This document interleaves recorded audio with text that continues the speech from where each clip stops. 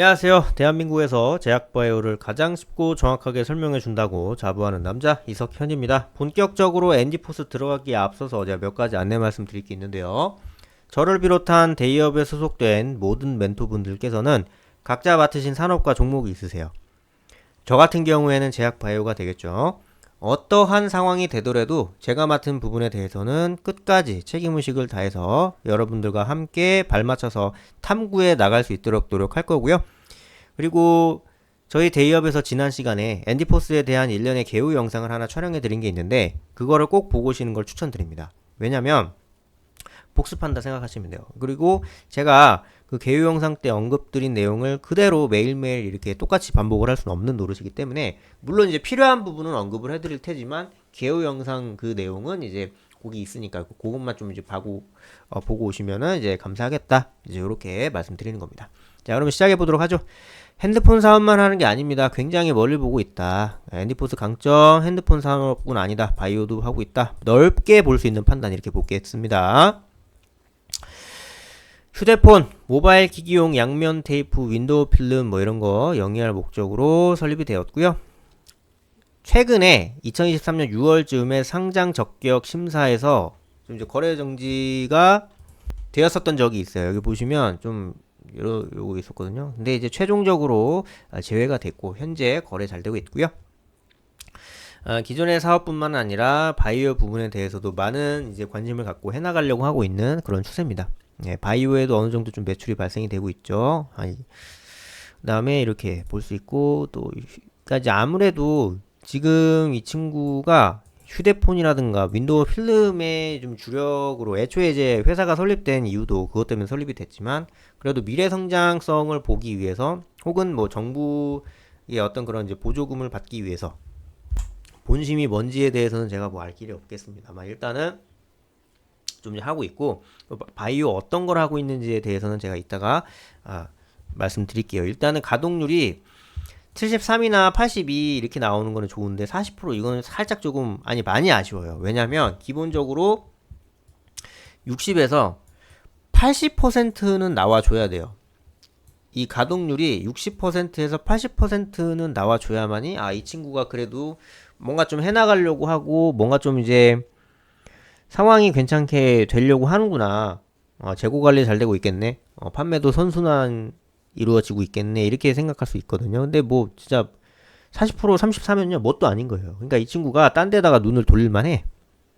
근데 이제 우리가 하고 있는 거를 잘하고 내가 하고 있는 걸 잘하고 있는 상태에서 딴 데 가는 거랑 이거 좀 답이 없는데 이거 잘 안 될 것 같은데 야 죽기 전에 빨리 넘겨 업종 전환해 뭐 이제 이런 느낌으로 가는 거랑 좀 이제 느낌이 다를 수밖에 없기 때문에 요런 이 둘 중에 뭔지에 대해서는 여러분들이 좀 이제 판단을 하면서 들어가셔야 됩니다. 이게 2022년에 대한 것만 있는 거기 때문에 또 이제 몰라요. 2023년이나 2024년 되면 또 모릅니다. 자, 이제 그렇게 볼 수 있고 그리고 매출 비중도 굉장히 좀 다양한 국면으로 있는데 이제 뭐 소수의 대기업 뭐 한두 개만 이제 납품하고 있으면 그 친구들이 갑질하고 후려치기 하면은 당해낼 재간이 없어요. 근데 매출 비중이 이렇게 여러 가지로 되어 있으면은 이제 그런 이제 리스크를 좀 줄일 수 있겠죠. 그러니까 판매처가 다양한 거는 좋은 거예요. 예.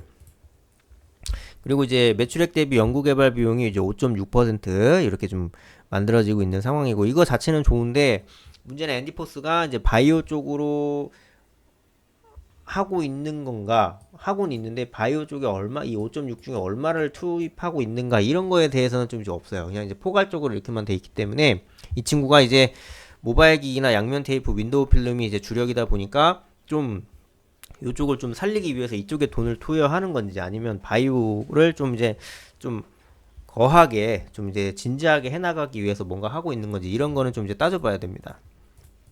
자, 보시게 되면 바이오 산업 부분에 대한 특허가 한 15개 정도 되는데 이 중에서 좀 이제 긍정적 그러니까 다 긍정적인데 뭔가 좀 괜찮은 거 신규한 펩타이드와 이제 이거의 용도 이거 좀 중요하고요. 그 다음에 복합 생활 추출물 유효 성분으로 이거 알러지 또는 피부 질환 예방 이거 요 두 개가 살짝 좀 이제 괜찮고 이제 요 유효 성분으로 이제 발모 촉진용 조성물 요 세 가지가 좀 괜찮은데 나머지도 뭐 나쁘다고 볼 수는 없어요. 근데 살짝 좀 이제 돈이 될 만한 거는 이렇게 세 가지가 될 수 있겠고.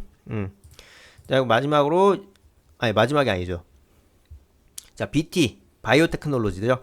자, 국내 GDP 이렇게 좀 되어 있는데 정부의 BT RNA가 이렇게 되어 있는 겁니다. 과기부의 이제 바이오 테크놀로지가 이렇게 되어 있는 겁니다. 과기부의 국책 사업이 이렇게 되어 있는 겁니다. 이런 식으로 이제 나타나고 있는 상황이기 때문에 사실 뭐 이거예요.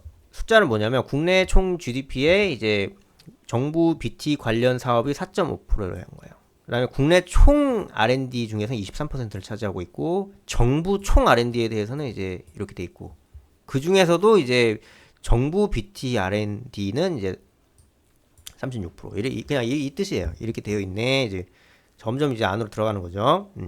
그렇게 보시면 되고. 어려워요. 굉장히 좀 어렵고 요번에 이제 윤석열 행정부가 이런 바이오테크놀로지 뭐 연구개발 사업에 대한 예산을 좀 축소하고 뭐 이런 식으로 이제 되어 있기 때문에 살짝 좀 긴축 정책 한다고 하더라고요. 좀 부채가 많이 늘어나서 근데 어쩔 수 없습니다. 그리고 18년까지밖에 지금 자료가 이제 나타나 있지 않은데 얘네들 최신 다트 보고서에도 이게 최선이에요. 예. 이게 빨리 이렇게 최신화가 되지 않기 때문에 문재인 정부 때까지만 하더라도 그래도 좀 이렇게 해나가려고 하는 모습 보이는데 또 윤석열 정부 때는 좀 이제 줄어든 그런 도표로 나올 겁니다. 일단은 그리고 이제 적자가 나오고 있는 상황은 굉장히 좀 안타깝고요. 근데 이제 부채 비율은 14%라는 거는 그냥 거의 이제 빚이 없는 거예요. 이 정도면. 이 정도면 빚이 없는 거다. 이 정도로 보시면 되고 자 상장 적격성 거래정지 풀렸고 그 뒤로 이렇게 좀 위로 올라갈 수 있는 부분들이 좀 이제 나타나고 있는 게 굉장히 좀 중요한 거예요. 이렇게 해주고 있다라는 게 너무 중요한 거고 이평선 따라서 우상향으로 이렇게 올라가고 있는 부분들이 좀 이제 나오고 있다라는 측면에서 추가 상승도 기대해 볼 수 있겠고 그리고 애니포스 자체가 뭐 그렇게 어렵진 않아요. 자동차용 고강도 양면 테이프가 좀 이제 호평받고 있는 상황이거든요. 그렇기 때문에 자동차 산업도 이제 뜨지 않습니까? 그렇기 때문에 또 이제 흐름 받을 수도 있고. 그러니까 이제 바이오인데 이런 걸 얘기할 수밖에 없는 이유가 아직 이제 바이오 쪽에 정말 이제 진심으로 있는 상태에서 이렇게 연구 개발하고 특허도 많이 있긴 한데 아직 그쪽으로는 매출이 3억을 못 넘어요. 예, 근데 뭐 오히려 좋아요. 진짜 뭐 기술만 믿고 기술 특례 상장된 다음에 정말 상장된 연구소 느낌으로다가 놀다가 여러분들 돈 없습니다. 돈 주세요. 아니면 권리랑 맞으십시오 하면서 막 반강제적으로 유상증자 하는 것보단 자기들 캐시카우 있는 상태에서 이렇게 바이오 하는 게 낫죠. 저는 그렇게 생각합니다. 물론 바이오로 돈 벌고 신약 개발하는 뭐 대웅제약 녹십자 좋지. 근데 만약에 애니포스를 선택하셨다면 그렇게 비교를 하시는 건 의미가 없죠. 왜냐면 내 돈은 이미 애니포스에 물려 있으니까. 그렇게 생각하시면 되고 하루빨리 위로 올라올 수 있다. 뭐 이제 이런 자부심을 갖고 생활하셔도 무방하지 않을까 하는 생각이 들고요. 또 이제 근데 또 이제 주식이라는 건 모르니까 한편으로는 또 이제 마음의 준비를 하셔야 된다. 이렇게 말씀드리고 싶습니다.